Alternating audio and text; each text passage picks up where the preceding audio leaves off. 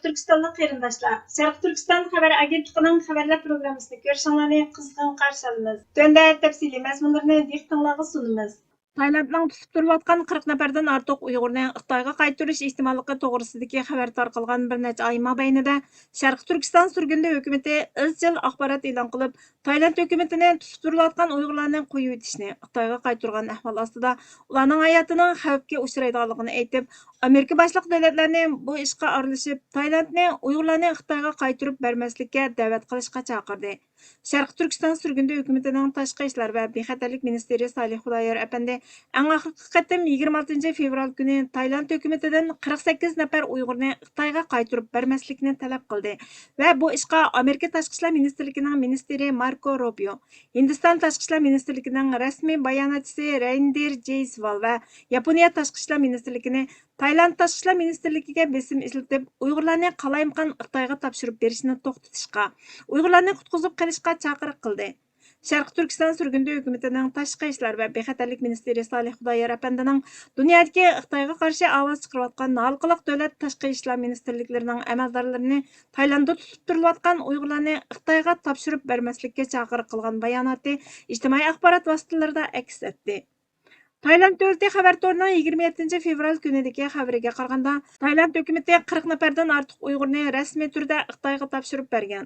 27 fevral günü ətdigəndə saqçı maşinasının həmrahlıqdakı 6 dana dərizələri və logoları qara çaplaq bilan çaplanğan cinayətçi toşuğucu maşinanın Bangkokның Suanfaludakı köçmələr idarəsindən ayrılğandan keyin Bonkəydəki taş yolğa kirməsdən Rama 4 yoluğa burulub mangını Uyğurlarning topshirib berilişidən dirək bergan. Xitoy Janubiy Asiya şirketining aeroplanının uzun o'tmay Dunmoyang aerodromidan ayrilganligi to'g'risidagi xabarlar tarqalgandan keyin Uyg'urlarning Xitoyga topshirilishi to'g'risidagi faraz texmi kuchaygan. Kishilar yuk mashinalari Xitoyga surgun qilingan Uyg'ur musofirlarini maxfiy elib kelyotidi deb gumon qilishgan.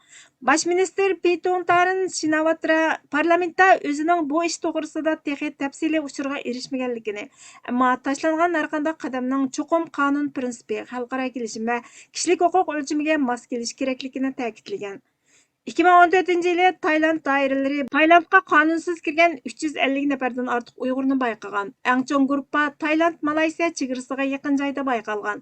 Ular xalqaro huquq qo'g'duvchilarning yurtiga qaytarganda ig'ir ziyonkashlikka uchraydiganligini ogohlantirishiga qaramay, ko'chmanlar asliyalarida tutib turilgan.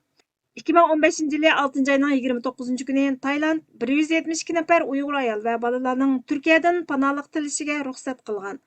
9 kundan keyin 109 nafar Uyg'ur Xitoyga surgun qilingan. Xitoy Janubiy Asiya shirkatining navbatchi aeroplani atdigan soat 4:48 minut o'tganda Dunmoyang aerodromidan yo'lga chiqib, uzun o'tmay atalmish Shinjang osmonidan uchayotganda ostilab Flight Radar 24 dan g'oyib bo'lgan. Bu chegaradan qo'g'lab chiqarish maxfiy harakati to'g'risidagi farazni texmi kuchaytirib o'tgan. Bu Uyg'urlarning qaytarilishi Birlashgan Davlatlar Tashkiloti Musofirlar Oliy Mahkamasi, kishilik huquq tashkilotlari va muhojiratga Uyg'urlarning qattiq noroziligiga uchragan bo'lsa-mu, ammo Tayland muavin bosh ministri, qo'shimcha davlat mudofaa ministri Funtam Vichayachai Xitoyning 27 fevral qaytarilgan bu 40 nafar Uyg'urga yaxshi muomala qilish haqida kafolat berganligini ilgari surgan. Xitoy Markaziy televiziya stansiyasi 27 fevral kunidagi xabarda 27 fevral kuni 40 nafar Uyg'ur Taylanddan qaytarilib, aerodromda oilasidagilar bilan jam bo'ldi. 40 nafar qochqin Jungo fuqarosi Taylanddan Jungoga qaytarildi. Bu qatimqi qaytarish Jungo Tayland ikki davlatning qonunga tayanib, xalqaro qonun tartiblari bo'yicha elib berildi.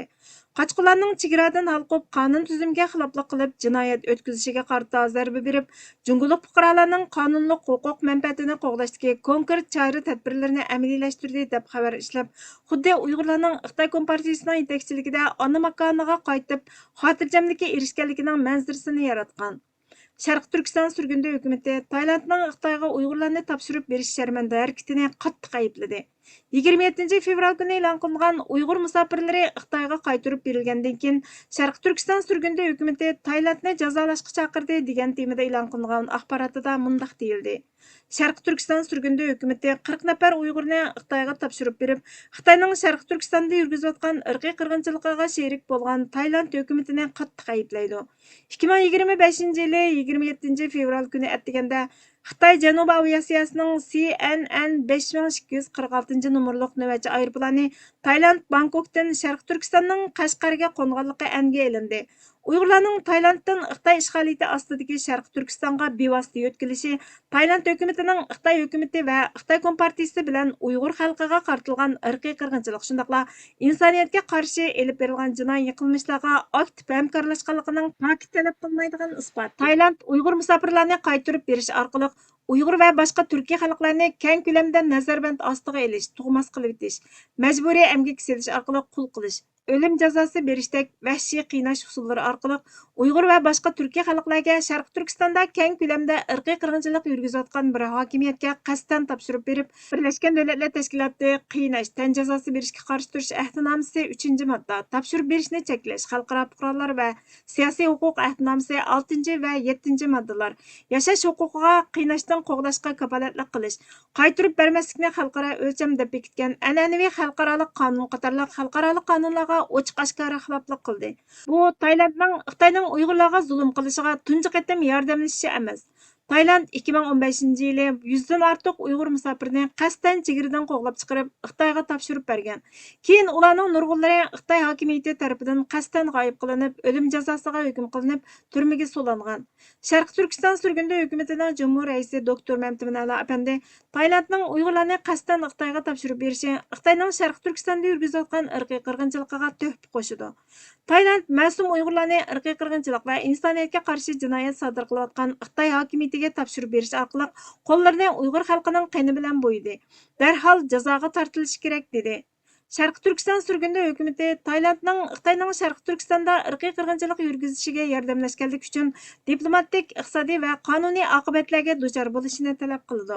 Biz Amerika, Angliya, Yevropa Birligi, Kanada va boshqa demokratik davlatlardan Tayland hukumati va Uyg'ur musofirlarini Xitoyga topshirib berishga qatnashgan Tayland amaldorlarini dunyo Magnitskiy qonuni va inson haqlari dafsanchiligi jazosi doirasi ichida jazolashini, Uyg'urlarni chegaradan qo'g'lab chiqarish, Xitoyning irqiy qirg'inchilikchi hokimiyatiga topshirib bergan Xitoy Janubiy havo yo'li aviatsiya shirkatini qora tizimlikka kirgizish, uning demokratik davlatlardagi harakatlarini cheklash, iqtisodiy jihatda jazo yurgizish, Uyg'urlarga xalqaro musofirlarni qo'g'dash doirasi ichida qo'g'dilgan salohiyat berish, Taylandning xalqaro kishilik huquq qonuniga ko'p qatim xiloflik qilganlik va Uyg'urlarning zulmga, irqiy qirg'inchilikqa uchrashida Xitoy va Xitoy kompartiyasi bilan bo'lgan hamkorligi to'g'risida xalqaro tekshirishni boshlatishi kerak. Sharq Turkiston surgundi hukumati barliq hukumatlarni, kishilik huquq tashkilotlarini, xalqaro tashkilotlarni va axborot vositalarini Taylandning Xitoyning Uyg'urlarga olib berayotgan irqiy qirg'inchiligiga yordam qilayotganligini oshkorlash va oshkora ayblashga chaqirdi. Irqiy qirg'inchilik va insoniyatga qarshi jinoyatning qo'llovchisi sifatida harakat qilgan Tayland hukumatini jazosiz harakat qilishga yo'l qo'ymaslik kerak. Xalqaro jamiyat hal qilg'uch tadbir qo'llanmaganda boshqa davlatlardagi Uyg'ur musofirlari majburiy holda o'limga qaytarilish xavfiga duchor bo'ladi. Jazo diplomatik oqibat va to'liq javobgarlikni kechiktirmasdan ijro qilish kerak deyildi. Tayland hukumatining 27 fevral kuni qattiq qarshiliklarga qaramay 40 nafar Uyg'urni Xitoyga qaytarib berishi muajiratdagi Uyg'urlar huquq tashkilotlari va Amerika hukumatini o'z ichiga olgan davlatlarning kuchli noroziligi va ayblashiga uchirdi. Amerika tashqi ishlar ministri Marco Rubio 27 fevral kuni yozma bayonot e'lon qilib, Taylandning oz deganda 40 nafar Uyg'urni Xitoyga majburiy qaytarishni qattiq ayblaydiganligini aytdi. Marco Rubioning ta'kidlashicha, Tayland Amerikaning uzun yillik ittifoqdoshi bo'lgani uchun Taylandning bu harakatidan qattiq sarosimaga tushganligini, bu Taylandning Birlashgan Davlatlar Tashkiloti tan jazosini cheklash ahdnomasi va xalqaro majburiy g'oyib qilishdan saqlanish ahdnomasi bo'yicha ustiga olgan majburiyatlarga xiloflik qilish xavfi shakllantirganligini aytdi.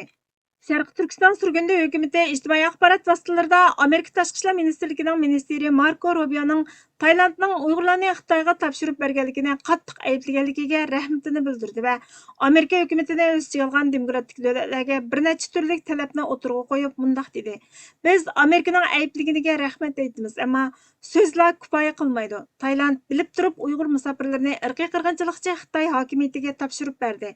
Bu davlat qo'llagan qaytarib berish va insoniyatga qarshi jinoyatga yordam berish, shundaqla yatoqliq qilishdan iborat." Amerika Oq saroy va Amerika tashqi ishlar ministrligi jiddiy harakatga kelib, tuvandikilarni qilish kerak.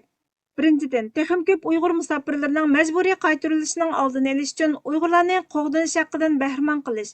İkinci, Xitayga Uyg'urlarni topshirib berishga mas'ul bo'lgan Tailand hukumat amaldorlariga iqtisodiy jazo berishni o'z ichiga olgan diplomatik va iqtisodiy oqibatlarni maydonga chiqarish. Uchinchi, Tailand chegaradan qo'g'lab chiqargan Uyg'urlarni Xitoyga to'shigan aeroplan tava bo'lgan Xitoy Janubiy aviatsiya shirkatini qora tizimlikka kirgizish. To'rtinchi, xalqaro jamiyat Tailandning kishilik huquq qonuniga qayta xiloflik qilganligini takror tekshirish. Sharq Turkiston xalqi, Amerika xalqi, dunyo xalqi shuni kutadiki, Amerika cho'qim so'zlashla emas, amaliy harakatga yetakchilik qilishi kerak. Tailand Uyg'urlarni Xitoyga topshirib bergandan keyin Birlashgan Davlatlar Tashkiloti kishilik huquq komissarligi Tailandni aybladi va Xitoydan xalqaro kishilik huquq o'lchamiga asosan muomala qilishni talab qildi. Birlashgan Davlatlar Tashkiloti Inson haqlari xabar torining 27 fevral kunidagi xabariga qaraganda, Birlashgan Davlatlar Tashkiloti kishilik huquq oliy komissari Volker Turk bu qaytarilsa qiyin qistoq, nachar muomalalar va boshqa asliga keltirmaydigan ziyon xavfi bo'lgan ahvollarda qaytarmaslik prinsipiga xiloflik qilishdan iborat. Ishxonam bir necha qitim xalqaro qonun nizom va ahdnomlarga rioya qilish to'g'risida Tailandni ogohlantirdi. Xitoy doiralari ularning qayerda ekanligini aniqlab, ularning xalqaro kishilik huquq o'lchamiga asosan muomala qilinishiga kafolatlik qilishi kerak. Tailand doiralari bundan keyin chegaradan qo'g'lab chiqarmaslikqa va Tailandda tutib turilayotgan guruhining qolgan a'zolari, jumladan yoshirin musofirlar va panohlik tilaguvchilarning xalqaro qonundagi majburiyati bo'yicha to'liq qo'g'dilishiga kafolatlik qilish kerak degan.